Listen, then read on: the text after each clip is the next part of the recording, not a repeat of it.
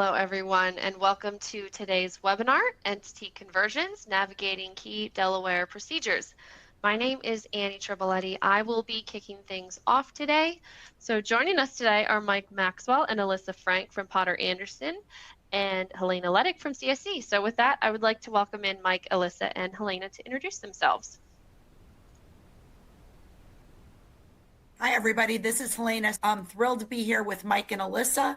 How about you introduce yourselves? Sure. Thanks, Elena. My name is Mike Maxwell. I'm a partner at Potter Anderson in their corporate transactions and counseling group, and joined by my colleague Alyssa Frank here today. We're delighted to be here with you. Both of us are regularly practicing in Delaware entity matters, including what we're going to be discussing today, entity conversions. And in particular, we're going to be focusing on LLCs, as that is the specialization that both Alyssa and I have. But we will, of course, touch on other entity conversions, as those follow a very similar format in a number of the different ways that they can be accomplished. Alyssa, go ahead. Hi, everyone. Like Mike said, I do a lot of LLC work in our transactions and corporate counseling group. Happy to be here today, and thank you all for joining.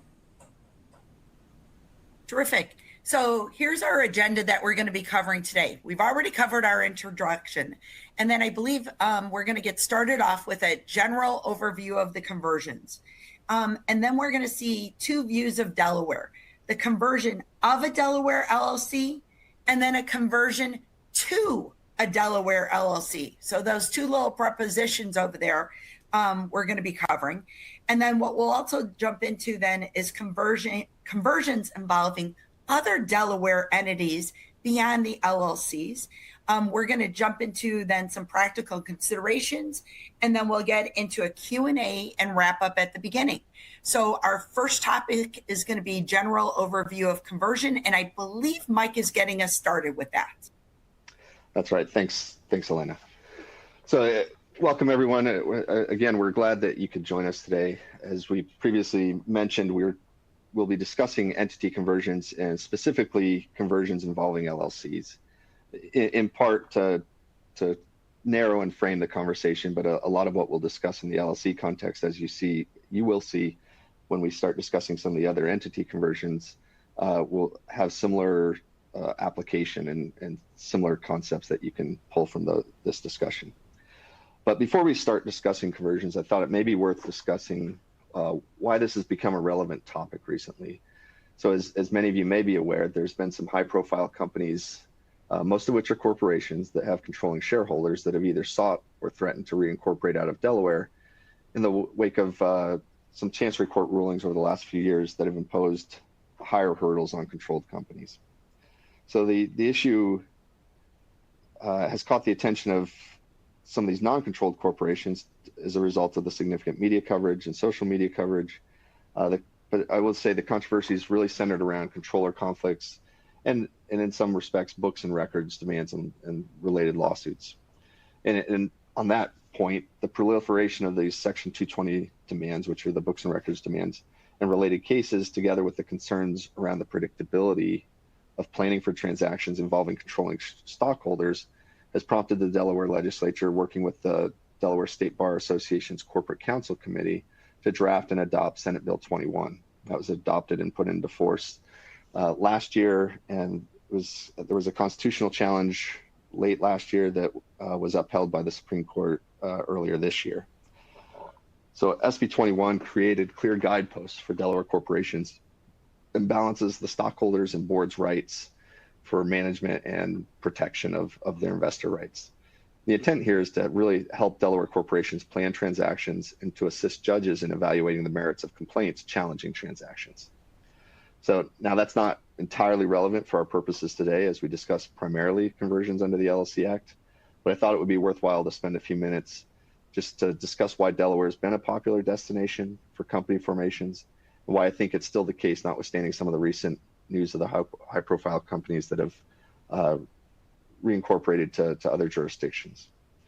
As you may be aware, Delaware has been a premier state of formation for business entities since the early 1900s. I'd say I think it's still more than 60% of the Fortune 500 companies are incorporated in Delaware.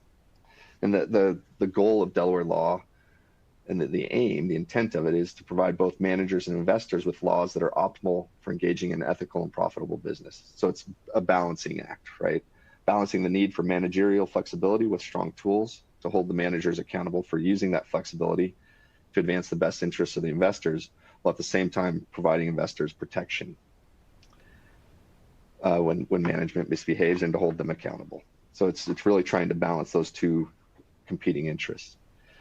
As the reincorporation competition between states is pushed forward, Delaware, I think, is still by far the largest state for incorporations based on ISS data. That has continued to be the case, although there are a couple of other states that have continued to make inroads in updating their laws and updating their court systems. And that brings me to why is Delaware's preeminence in business formation continue to be? And I think it really comes down to infrastructure in Delaware. And there's a number of factors that make up this, quote unquote, infrastructure in Delaware that help keep Delaware, at least for now, at the top of the incorporation food chain, if you will.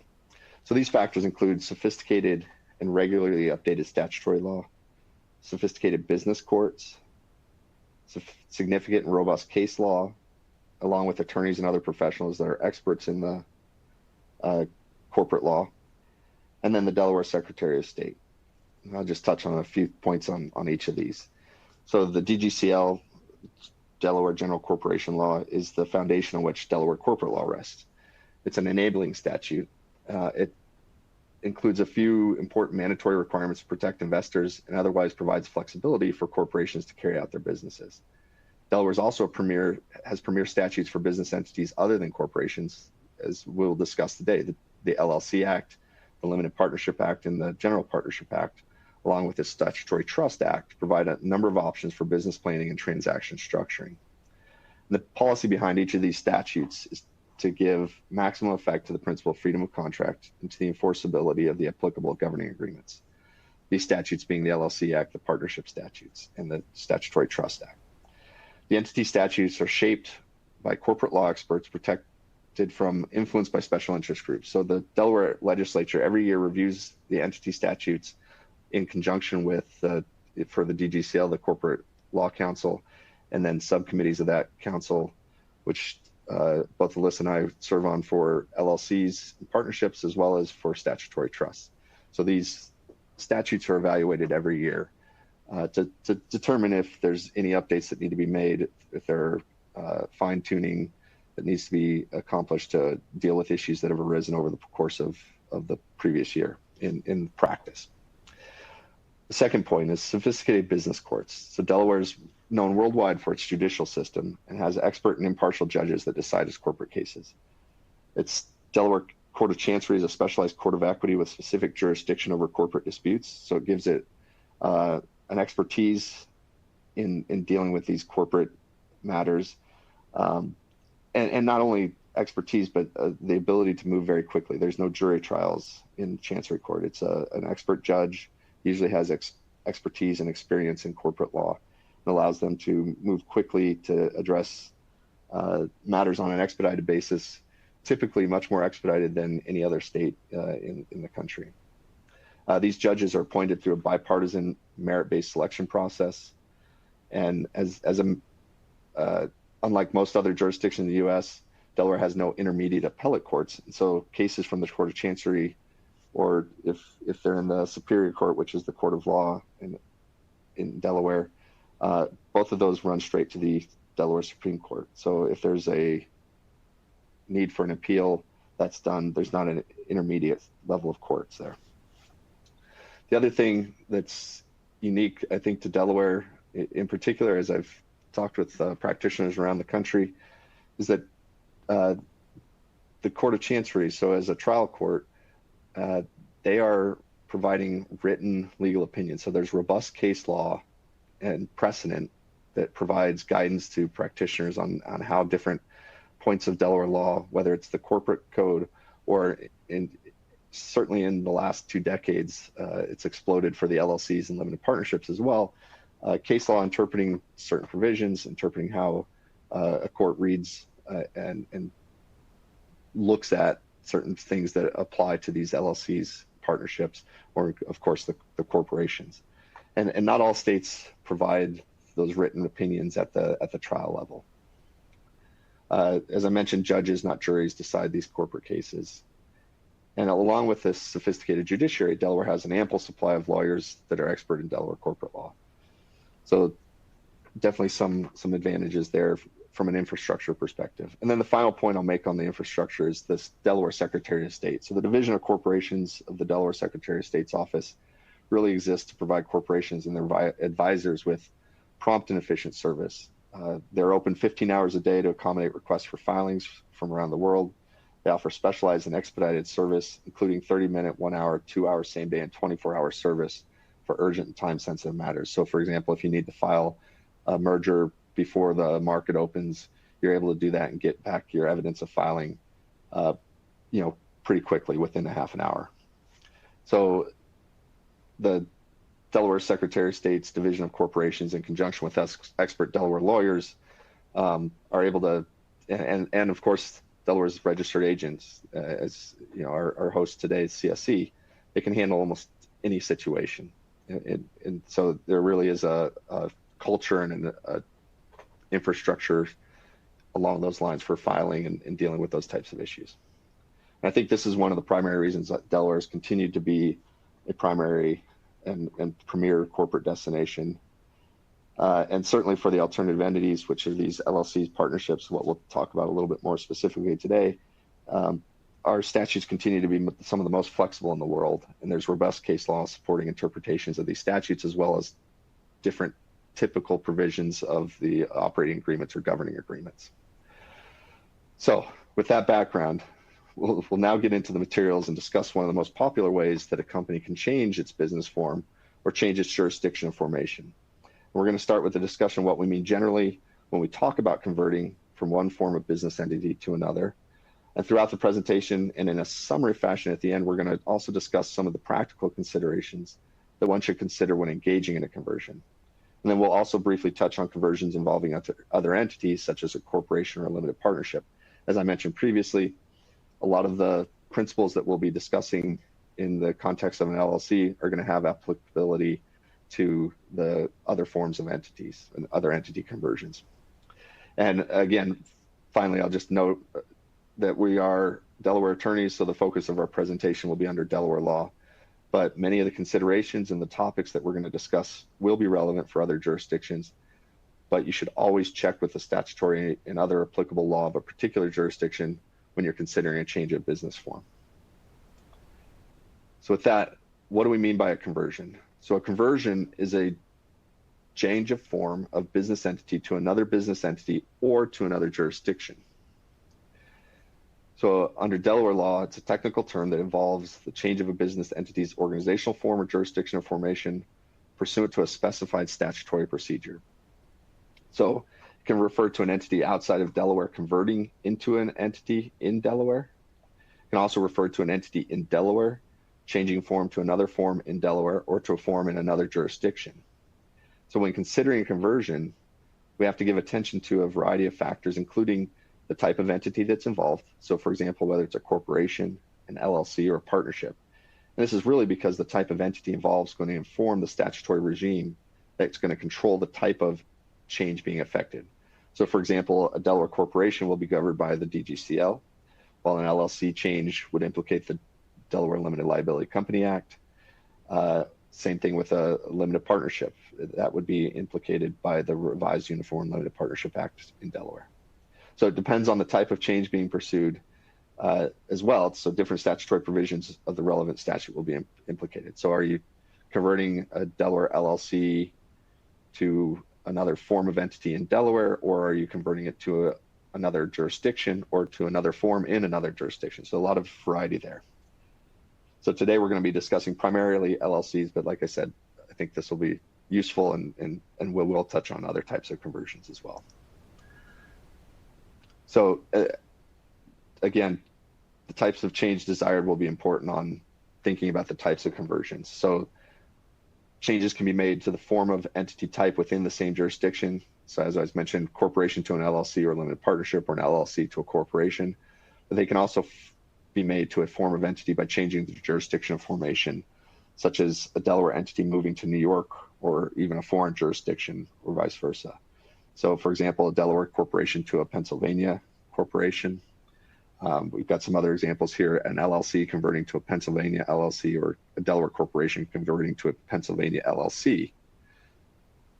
So in that case, you've got, you know, a Delaware form of entity converting to a different form of entity in a different jurisdiction. And so similarly, you know, these examples, just running through them again: Pennsylvania LP converting to a Delaware limited partnership, or Pennsylvania LLC converting to a Delaware corporation. So the statutory requirements and the legal permissibility of these types of changes to a business form depends on these considerations. So for example, some states or foreign jurisdictions may not permit certain types of changes, and this may require further restructurings within a jurisdiction before you move to another jurisdiction. So for example, if a Montana LLC cannot convert or domesticate to a Delaware LLC, but a Montana corporation can convert to a Delaware corporation, then it may require restructuring in Montana first and then seeking to accomplish the jurisdictional change. So again, just depends on what you're trying to accomplish. In particular, if you're dealing with foreign jurisdictions, really need to look at what those foreign jurisdiction rules permit or require as well. And then there's some other business and practical considerations. Again, we'll touch on these throughout the presentation, and we'll certainly touch on them at the end in a summary fashion. But you know, just a few things to keep in mind as we go through this presentation: tax and security laws issues, consents, what types of consents are required, is there deal risk, being that can you get the necessary consents to accomplish it, if there's certain consents that are needed, are there other ways that may be more efficient to accomplish something? And then fiduciary consideration. So what rights are being changed or affected by the restructuring, and due processes need to be put in place for the consideration of those rights being affected. So now we'll get into the weeds a little bit on the conversion first of a Delaware LLC. This is dictated by Section 18216 of the LLC Act. So there's broad flexibility under this provision of the LLC Act 18216 regarding organizational forms and jurisdiction to which a Delaware LLC may convert. So this is conversion of a Delaware LLC to another type of entity in Delaware, or to another type of entity or jurisdiction outside of Delaware. So the types of organizations include a corporation, statutory trust, association, common law trust. And a conversion of a Delaware LLC to another jurisdiction or organization can be accomplished pursuant to this provision of the Act. And this really authorizes the Delaware LLC to convert to another Delaware entity, including any of these that we've listed up here. So in order to effect a conversion of a Delaware LLC, if the LLC's operating agreement specifies the manner of authorizing the conversion, then that's how you would do it. So you can provide in your operating agreement what's required for a conversion. And if that's what's provided, you know, if it's consent of, you know, Bob from down the street, then you have to get Bob's consent, right? It really is going back to this principle of freedom of contract and maximum enforceability of the LLC agreement. You can specify the manner for authorizing conversion in your operating agreement. Now, if you don't specify the manner of authorizing conversion and your LLC agreement does not prohibit a conversion, then the conversion would be authorized in the same manner in the operating agreement that it is provided for authorizing a merger. So a lot of times you'll see in a operating agreement where a merger is authorized, but people aren't necessarily thinking about conversion. So under the default of the statute, if the conversion is not prohibited and it's not specified that how to accomplish a conversion, then you would look to the merger provisions of the operating agreement. Now, if the operating agreement is silent with respect to both conversions and mergers and does not prohibit conversions, then the conversion is authorized by members who own more than 50% of the then current percentage or other interest in the profits of the LLC. So typically commonly known as your LLC interest, percentage interest in the LLC. And so the operating agreement can provide there's a couple other things about the statute here. It's just worth mentioning. The operating agreement may provide that you do not have the power to convert. Also, if an LLC converts to another entity organized, formed, or created under the laws of the jurisdiction other than the state of Delaware, then a certificate of conversion must be filed with the Delaware Secretary of State. So as a final point here, you may notice, as I just read this text, that the provision is specific to a scenario where the Delaware LLC is converting to an entity formed or organized under the laws of a jurisdiction other than the state of Delaware, but it's silent as to what must be filed to effect the conversion into the other entity. In a situation where a Delaware LLC is converting into another Delaware entity type, you do not need to file anything under 18216. So for example, if an LLC is converting to a Delaware limited partnership, you would look to the section 217B and C of the Delaware Revised Uniform Limited Partnership Act, which requires the filing of a certificate of conversion to limited partnership and a certificate of limited partnership, and sets forth the information that you have to include in that certificate of conversion. So again, the types, the certificate of conversion that needs to be filed is really when you're filing, going to somewhere else. Otherwise, you're going to look at those other states or other jurisdiction statutes. So Alyssa is now going to walk us through some of the contents of a certificate of conversion. Alyssa? Thanks, Mike. Yeah, so we're just going to run briefly through some of the requirements that are listed in the statute about what must be included in a certificate of conversion to a non-Delaware entity. So one of the first things to note is that you have to include the current name of the Delaware LLC along with the name under which the LLC was originally formed. And if the LLC has never changed its name, then you would just put it twice, that here's its current name and it was formed under this name.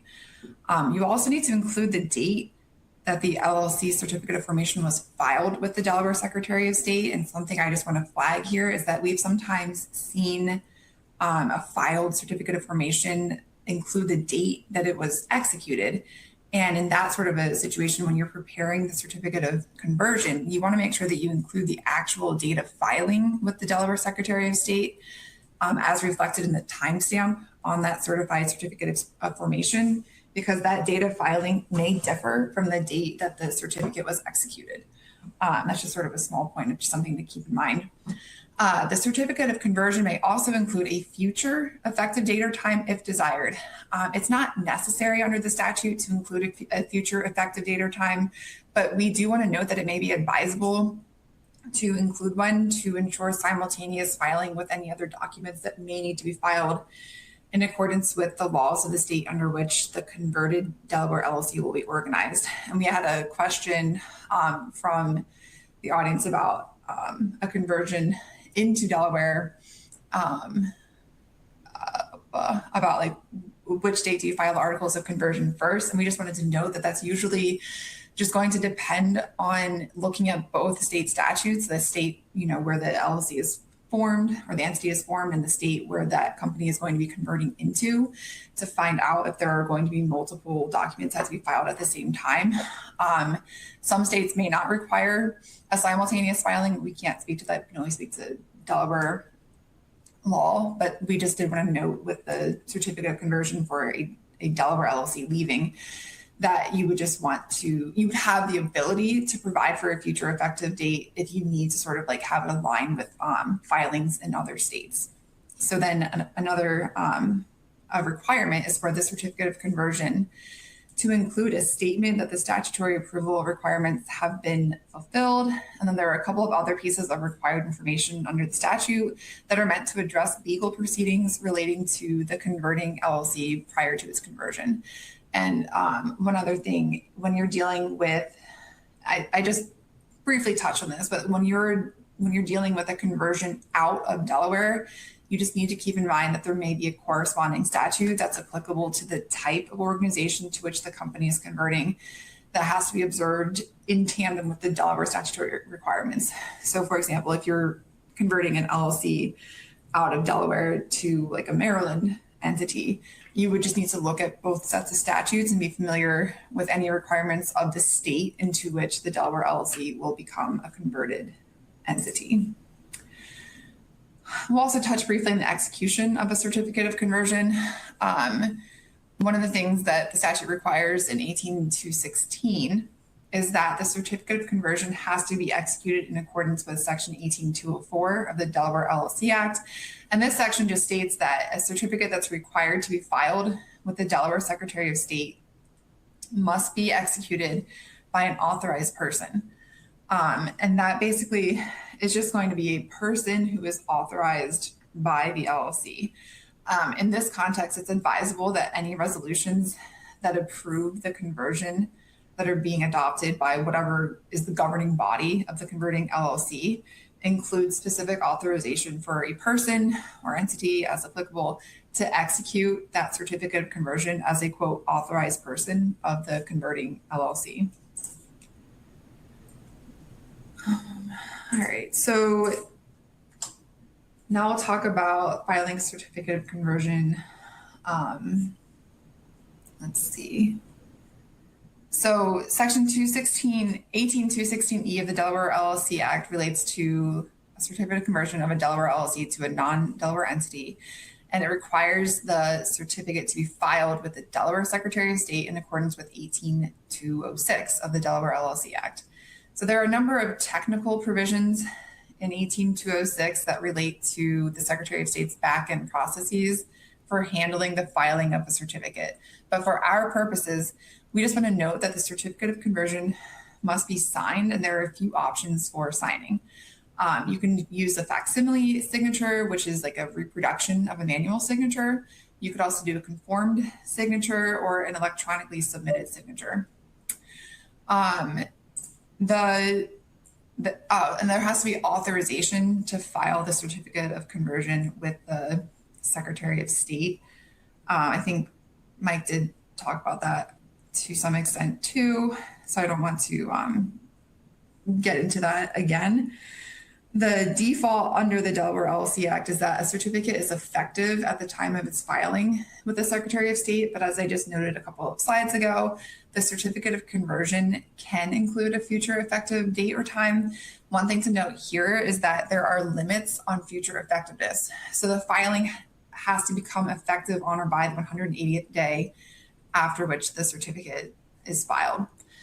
And then whether the certificate is effective as of its filing or whether it provides for future effectiveness, at whatever time the certificate does become effective, it functions as a cancellation of the certificate of formation of the converting Delaware LLC without the need to file a separate certificate of cancellation of certificate of formation. And again, that's for a situation where you have a Delaware LLC that's converting to a non-Delaware entity. One last thing to note here is that the filing of the certificate with the Delaware Secretary of State requires the payment of associated filing fees. Generally speaking, you can find those in Section 18-1105A3 of the Delaware LLC Act, and there's also an additional fee that you have to pay to obtain a certified copy of the certificate of conversion. So now we're going to talk about the effects of filing and what happens when a certificate of conversion to a non-Delaware entity is filed with the Secretary of State. So upon the filing and the effectiveness of the filing and payment of all the required fees, the Delaware LLC is, as Alyssa alluded to, the certificate of formation is canceled so that the LLC ceases to exist as a Delaware LLC. A copy of the certificate of conversion to the non-Delaware entity that's certified by the Delaware Secretary of State, so you'll get that as a evidence of your filing. That's prima facie evidence of the conversion by such LLC out of the state of Delaware. One other point just to briefly mention here, and we'll talk about this a little bit later in the presentation when we talk about corporate conversions, but unlike a Delaware corporation, there are no appraisal rights granted to members who don't approve a conversion. So appraisal is only granted under the LLC Act if it is provided contractually. And so that, is true for both mergers, but also conversions. And I know recently in the last 4 or 5 years or so, the Delaware Corporate Code has been amended so that conversions can be approved with less than a unanimous vote of the stockholders. But in conjunction with that, appraisal rights were extended to conversions.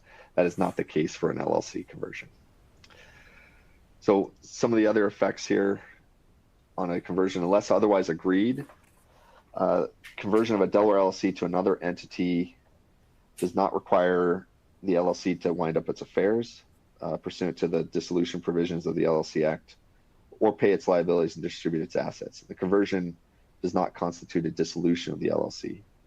So when an LLC is converted to another entity or business form pursuant to 18216, for all purposes of the laws of the state of Delaware, the other entity or business form is really deemed to be the same entity as the converting LLC. So the conversion, the intent of the conversion, again, is to be a continuation of the existence of the LLC in the form of this other business entity.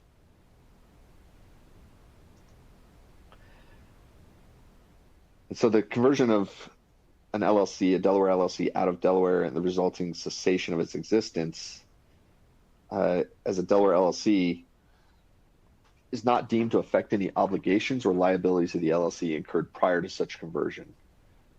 So again, the intent is continuation of the same entities, and that matters arising prior to the conversion would continue to apply Delaware law.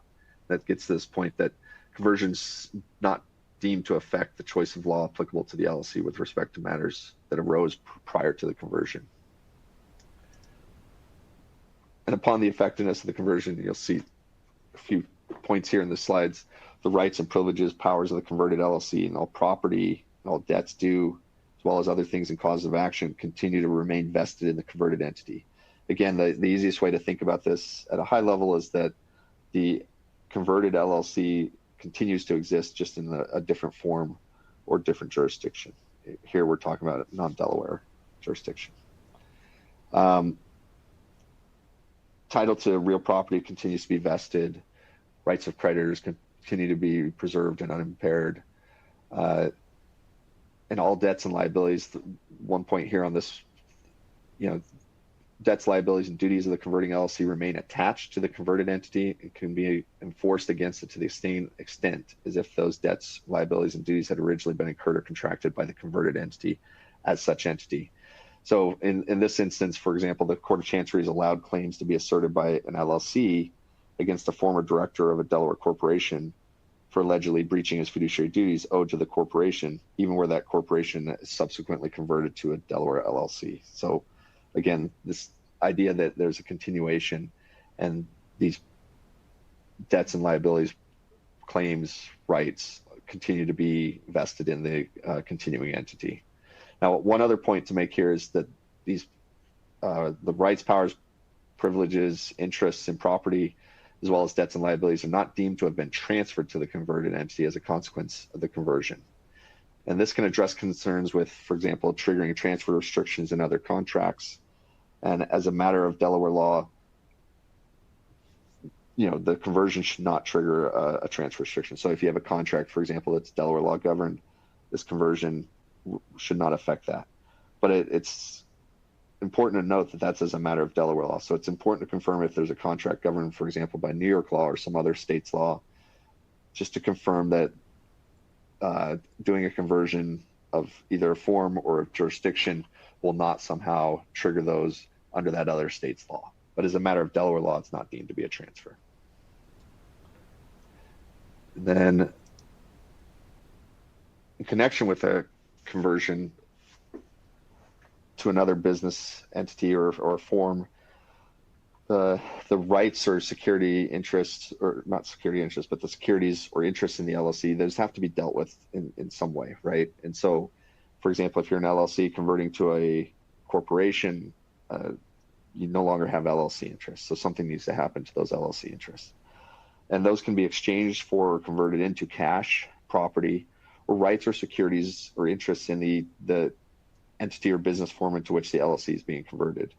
In addition to that, the rights or securities or interests could be exchanged or converted into rights or securities or interests in another entity or business form, not necessarily the one that's being the converted entity.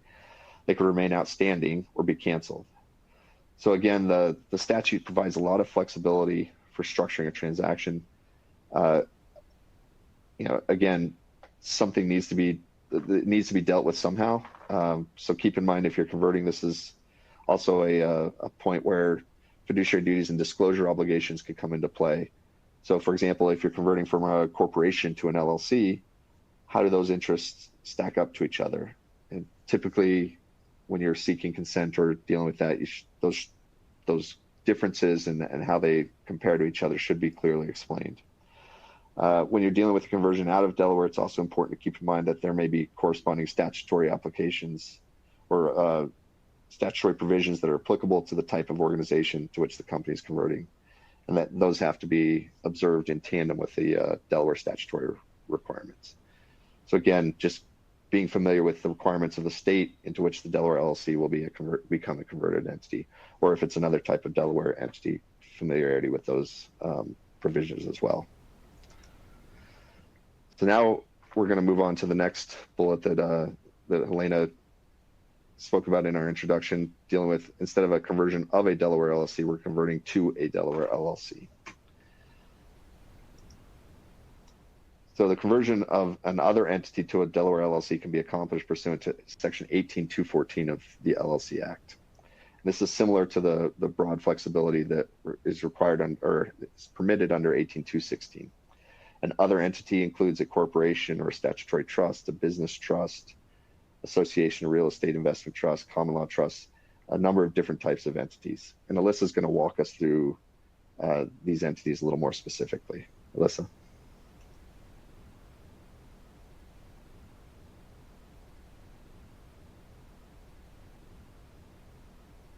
Alyssa, you may be muted. I was. Thanks. So I was going to talk about the authorization process for conversion to a Delaware LLC. So Mike, I don't know if that was not what you anticipated. That's exactly right. Sorry. Okay. You're going to talk us through the provisions of conversion to a Delaware LLC. So I would say the key point here is that converting to a Delaware LLC is not just a filing exercise. So before a certificate of conversion to a Delaware LLC can become effective, the conversion itself has to be approved under the governing rules of the converting entity.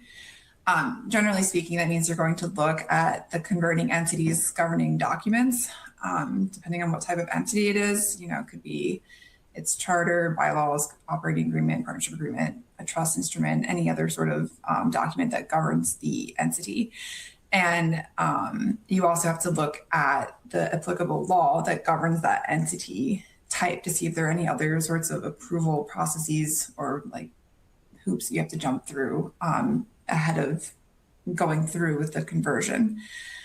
The other thing that we just want to flag here is that under Delaware law, the LLC agreement for the entity that's converting to a Delaware LLC must also be approved by the same authorization that's required to approve the conversion itself.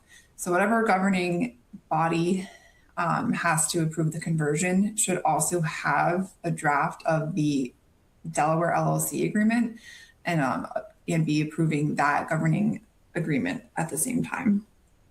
And I would just say here that the practical takeaway is that authorization should be confirmed before preparing or filing the conversion documents. One of the things that I noted earlier is that there's like a language in the Delaware statutes that at the time that the conversion takes effect, it must have been properly approved, basically. So we just think that it's a best practice to have all of that approval processes sort of taken care of, those boxes checked when you're ready to file the conversion documents.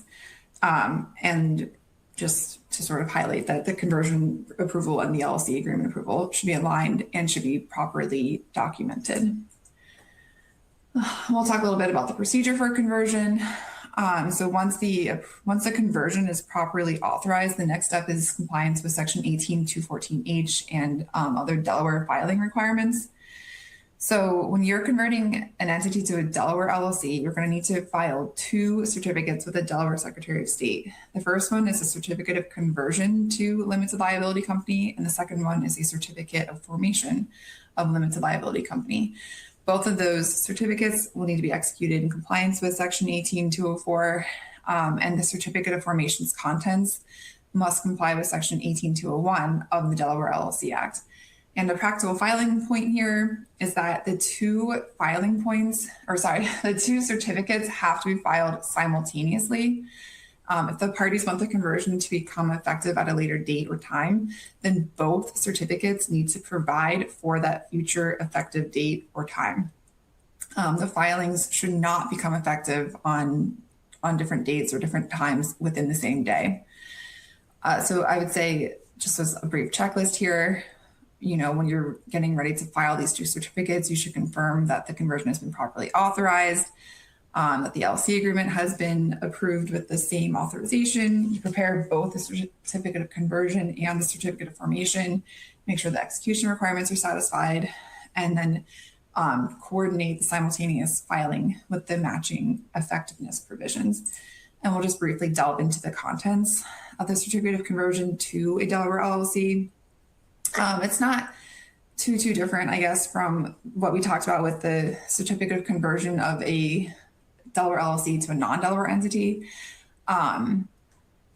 The certificate of conversion is going to have to include the date of organization of the converting entity along with the jurisdiction in which it was organized. So if you have an entity that has previously converted, the certificate of conversion here to a Delaware LLC is also going to have to list the current jurisdiction under which the entity exists. So just as an example for that, if you're dealing with an entity that was originally formed as a Pennsylvania LLC, and then it converted to a Wyoming corporation, and now it wants to convert into a Delaware LLC, the certificate of conversion is going to have to state that the converting entity was formed as a Pennsylvania LLC, and that immediately prior to its conversion to a Delaware LLC, it is currently a Wyoming corporation. The certificate of conversion is also going to need to include the name and type of entity of the converting entity immediately prior to the filing of the certificate of conversion to a Delaware LLC. And then the next required piece of information, you're going from historical information to forward-looking. You need to include the name of the Delaware LLC. And that name is going to need to exactly match the name of the Delaware LLC that you list in the certificate of formation that's going to be simultaneously filed. And then, as we've discussed, the certificate of conversion can include the future effective date or time of the conversion. And if nothing's included, then the certificate's just going to be effective when filed. And now we'll move on to the contents of a certificate of formation of the Delaware LLC to which the other entity is converting. The requirements here are just the same as for any certificate of formation of a new Delaware LLC. It's going to have to include the name of the LLC. And then as with any Delaware LLC, the converted entity is required by Section 18104 of the Delaware LLC Act to have and maintain a registered office and a registered agent in the state of Delaware. And the certificate of formation must also include the name and address of the registered agent. And like we've said, if desired, the certificate may also include a future effective date or time. And as previously discussed, it should align exactly with whatever's in the certificate of conversion. And I would say something to note here is that when you're dealing with the Delaware Secretary of State, they handle these types of transactions on a regular basis and they're very familiar with it. So it is possible that you could submit a certificate of conversion and a certificate of formation at the same time and basically achieve the desired effect of the simultaneous filing. But I would say we often recommend that you would include the future effective date or time just to make sure that there's no issues with making sure that they are truly filed simultaneously. All right, so execution of the certificates. So Section 18214B of the Delaware LLC Act requires each certificate to be executed in accordance with Section 18204 of the Delaware LLC Act. This is similar to what we talked about in connection with the conversion of a Delaware LLC out of Delaware. Basically, you need to have the certificates be executed by one or more authorized persons who are authorized to execute the certificate on behalf of the other entity that's converting to a Delaware LLC. And then the certificate of formation must be signed by a person authorized to do so on behalf of what will be the converted Delaware LLC. Our typical approach when Potter Anderson is handling this type of transaction is that we'll just include authorization, approval, and ratification of the execution of the certificates by an authorized person directly into the LLC agreement that's effective as of the time of such filing. Then as we discussed in the context of filing a certificate of conversion of a Delaware LLC, the filing of a certificate of conversion to a Delaware LLC and the simultaneous certificate of formation must be filed in accordance with Section 18206 of the Delaware LLC Act. And once again, each certificate may be signed by a facsimile signature, a conformed signature, or an electronically submitted signature. In addition to, you can print the certificate and sign it and scan it in. Those are all viable options. And like we said before, there must be authorization to file each certificate, and the filing of each certificate is going to have associated fees, including a fee for getting a certified copy of the certificate of conversion and the certificate of formation. As we previously touched on, the certificate of conversion and the certificate of formation are companion certificates. They must be filed simultaneously and be effective simultaneously, whether at filing or by specifying a future effective date or time. And again, same concept as we touched on earlier. If you do provide for a future effective date, it has to be effective within 180 days of the filing. So, and like I said, like generally speaking, obtaining the desired result of the simultaneous filing can usually be accomplished pretty easily. Not a big deal. It's just something that you don't want to lose sight of. So then, upon the effectiveness of a filed certificate of conversion to a Delaware LLC, the entity filing the certificate of conversion is converted to a Delaware LLC, and Mike is going to talk about the effect of such a conversion. Great, thanks, Alyssa. And just it's worth noting as we talk about those future effective times. For example, some foreign jurisdictions, if you're converting to a Delaware LLC, or out of the foreign jurisdiction, they may not have as quick a process for getting, leaving or ceasing to exist in that state. And so having that future effective time line up with those jurisdictional requirements is just one of the aspects of the Delaware LLC Act that allows that flexibility. But as Alyssa mentioned, making sure that if you're providing for a future effective time, it's the same in the certificate of formation as well as the certificate of conversion. One other point that saw in the questions was that can the name of the LLC be changed when you do the conversion, or and I think the answer is yes. You can change to a different name as you convert into, and sometimes it's necessary, I guess, depending on what name availability is in the Delaware LLC.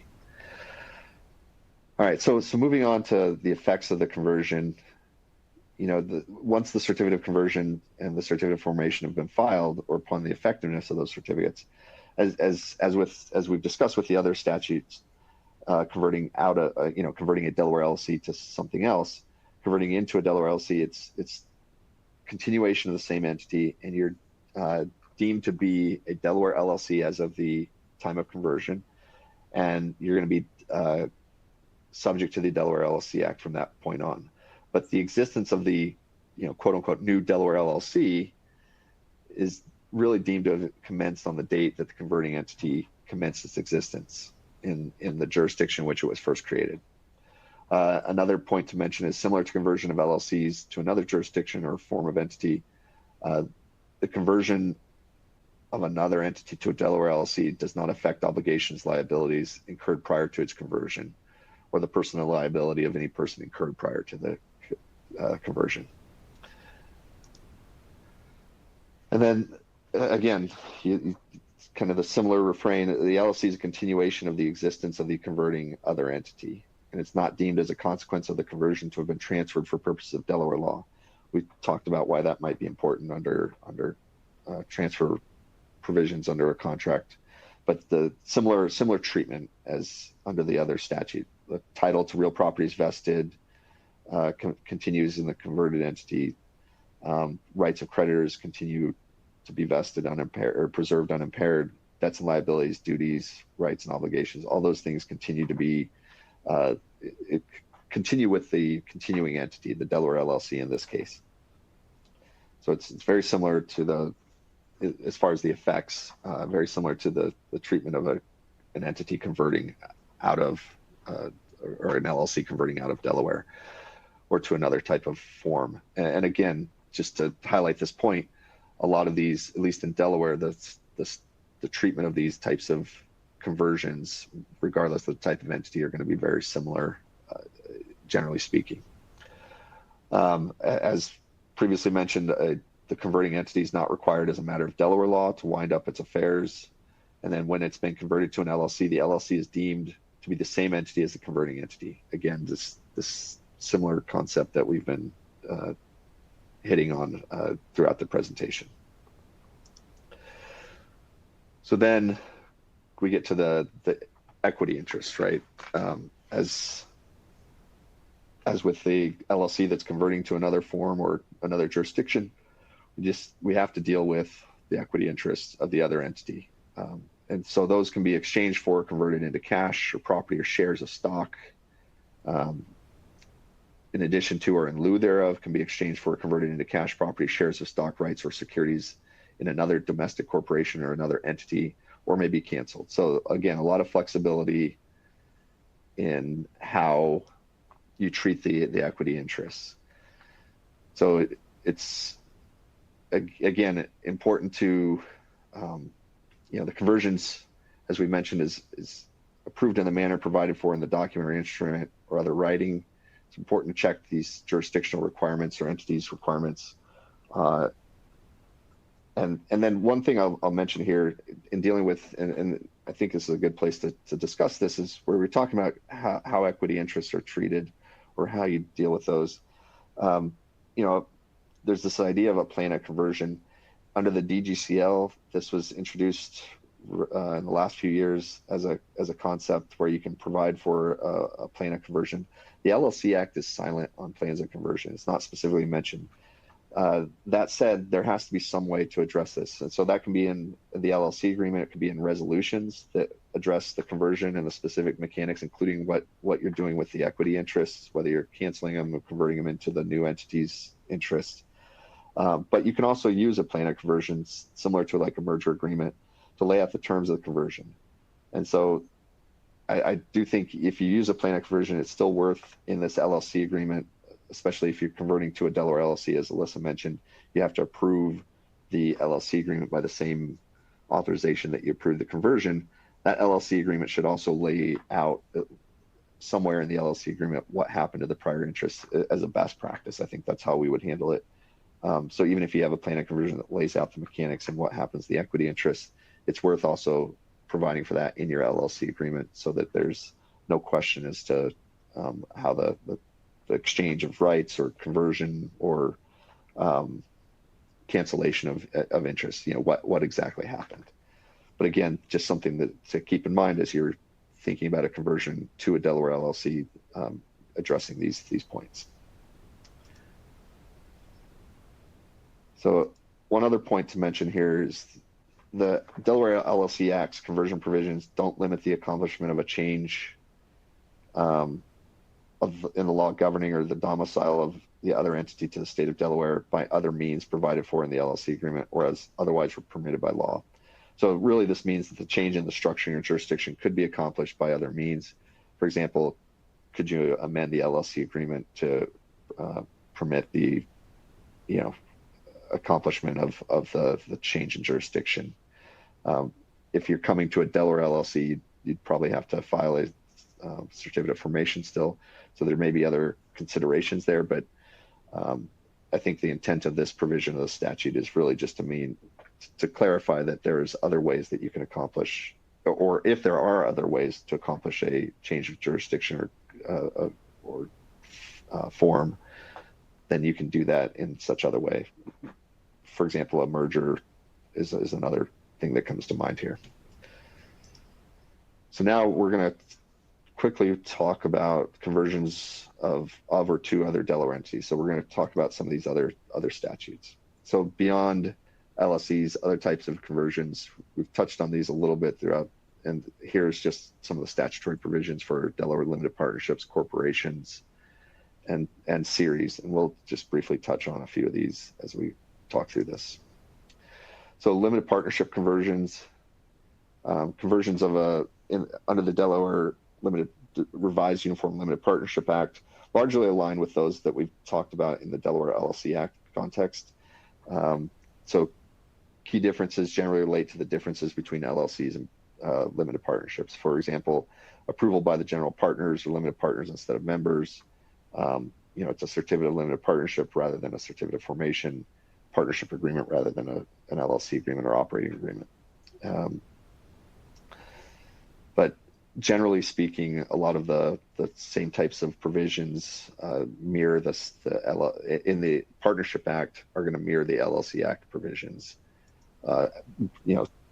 Absent those kind of critical differences where you've got a general partner and limited partners instead of members.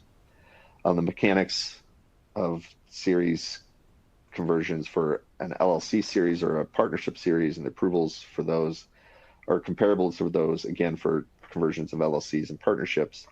The key point here is that these are more limited. So for example, a registered series of a Delaware LLC or partnership, limited partnership, to a protected series of the same Delaware LLC or limited partnership. So that means that you can't convert a registered series of Delaware LLC to a protected series of a different Delaware LLC. It has to be of the same Delaware LLC. Same thing for a protected series to convert to a registered series. It has to be in the same LLC. Authorization, very similar to the format that you have in the LLC Act and in the Partnership Act. It's as it's set forth in the governing agreement. If that agreement is silent, then it's authorized by, for example, the members holding more than 50% of the profits interest, or if dealing with a partnership, it's the general partners associated with such series and the limited partners owning more than 50% of the profits. So again, as I mentioned at the outset of this presentation, once you understand the formula or how the conversion statutes work in the LLC Act, really does help apply that to the Limited Partnership Act and dealing with the series as well. All right, so now we're going to talk about conversion to a Delaware corporation. So, similar to the flexibility afforded under the LLC Act and the Partnership Acts, regarding the types of entities that can convert or may convert to a Delaware LLC or partnership, there's a wide range of other entities that can convert to a Delaware corporation under the DGCL, and this is under Section 265. So these other entities are defined as domestic or foreign, but they exclude a Delaware corporation. As I mentioned previously, a plan of conversion was introduced. This concept of a plan of conversion was introduced in the last few years. It really allows the board to adopt a plan of conversion that lays out the mechanics, what happens to the equity interests, and how the conversion is accomplished. And so that's relatively new in the DGCL statute. Like I said, under the LLC and partnership statutes, it's not expressly mentioned, but you are permitted to use a plan of conversion as a means to accomplish that as well. And I think, so now Alyssa is going to walk us through some of the requirements for a corporate conversion. Alyssa. Yep. Thanks, Mike. So I'm just going to try to really buzz through this just because there is a lot of similarity to some of the other conversion types we've discussed in the LLC context. We only have 14 minutes left.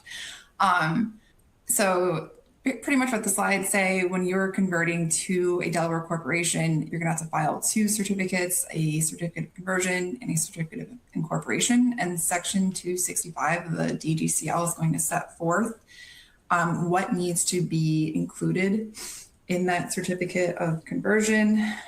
Similar to concepts that we've already covered, the certificate of incorporation is going to have what you would need to put in a certificate of incorporation if you were just creating a new Delaware corporation. You're going to want to make sure that both of those certificates are filed simultaneously. And you might want to consider including a future effective date or time. And I think, Mike, if it's okay, I'm just going to have it move on to your discussion of the effect of a conversion. Yeah, and we can, again, as previously mentioned, this is very similar under the DGCL as well as under the LLC and partnership. So the obligations, liabilities incurred prior, they're not affected, right? So this, if I had to sum it up, it's a continuation of the same entity as the converting other entity. So just keeping that in mind allows, obviously reading the statutory provisions very similar to across the board as to the effect, but still worth reading those provisions of each statute to make sure that you're aware of at least the exact effects, but conceptually and on a larger scale or higher level basis, very similar to the LLC and partnership conversion statutes. So I don't think we need to walk through these too in depth, but again, equity interests, same kind of thing. You can exchange them for other rights, but they have to be dealt with, and just that goes to the plan of conversion, the resolutions, however you're deciding to deal with that in the conversion, those equity interests have to be dealt with. And again, back to the same idea, Delaware corporations deemed to be the same entity as the converting other entity. So if you keep that in mind as you're looking at the statute, I think that helps understand it a little bit better. So under DGCL section 266, this is the other kind of flip side of the conversion. Delaware corporation may, upon proper authorization, convert to another entity. The other entity can be a domestic or foreign entity, but it may not be a Delaware corporation. And Alyssa's going to walk us through quickly the requirements for conversion of a Delaware corporation. Yeah, thank you, Mike. So the overall concept is pretty similar across all the different entity types, so we don't need to dwell too long on this, but there are some specific procedural requirements in the DGCL for a Delaware Corp that's going to convert out of Delaware or convert to a different, just to another entity. So the process here really is dependent on and beginning with the board of directors, and the board has to adopt a resolution approving the proposed conversion. The resolution should identify the type of entity that the corporation will become. It could become an LLC or limited partnership, for example, and just recommend the conversion for the stockholders to approve. So this is dealt with more in more detail in section 266 of the DGCL. Something that we wanted to highlight is just that, as Mike has previously mentioned, the converting entity can adopt a written plan of conversion. It's not mandatory, but it just can be very helpful to plan, I guess, like the structure and contours of the conversion transaction. It can include the mechanics of the conversion, terms and conditions of the transaction, the treatment of the equity interests, governance matters, et cetera. So if the corporation does choose to adopt a plan of conversion and the board approves the plan, the board should approve the plan of conversion at the same time that it approves the conversion itself. Let's see. So once the board has acted in terms of approving the proposed conversion, then the process moves to the stockholders. So the board's resolution will be submitted for stockholder approval. It could happen at an annual meeting or special meeting. It could happen by written consent. The stockholders do have to get notice of the meeting. And Delaware law is pretty strict on this with requiring notice to all stockholders because a conversion is it's a fundamental transaction that changes the nature of the Delaware corporation. Let's see. All right, I think that's probably, there was just one thing that we wanted to know, that if you have a Delaware corporation that is looking to convert out of being a Delaware corporation and it hasn't issued any shares yet, then you don't need to go to a stockholder vote. So that's just something to keep in mind if you're dealing with like a newly formed Delaware corporation that decides early on in its life cycle that another entity form is more appropriate. So we've included here the required contents of a certificate of conversion of a Delaware corporation that's converting away from a Delaware corporation. And just, like the requirements are here. And as we've noted in the LLC context, if you are converting out of Delaware, then you just have to be aware of like whatever jurisdiction the Delaware corporation is converting into. You have to be aware of that jurisdiction's rules and laws governing the conversion process and filing requirements about like relating to the conversion. All right, Mike, you want to take it away? Yeah, and just one other point to mention with respect to the authorization and approval process is to keep in mind that under the DGCL because of the change in the stockholder requirement away from it. Used to be a unanimous vote of the stockholders to affect the conversion, and now it's not. And so because it's not, it does not require unanimous consent of the stockholders, appraisal rights will come into play. And so there may have to also be appraisal notices and those types of things. So you should look at the appraisal statutes as well when you're thinking about a conversion of a Delaware corporation out of Delaware. With that, we'll quickly touch on the effects of conversion. Very similar to what we've been talking about in the other entity contexts. It's continuation. The obligations and liabilities prior to conversion are not affected by the conversion. I've seen this in a few places in the chats or in the questions. So just to clarify, there's no need for a Delaware corporation to wind up its affairs. The same for an LLC prior to the conversion, unless you've otherwise agreed. And the conversion does not constitute a dissolution. And following the conversion of the Delaware corporation for all purposes of Delaware law, it's the entity into which the Delaware corporation is converted is the same as the Delaware corporation.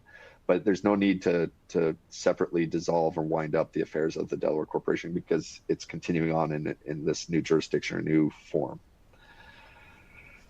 Just quickly touching on slides 47 and 48, again, dealing with the equity interests, similar to the application in these other contexts, have to address what's happening to those. And so just want to make sure that we're addressing those in some manner.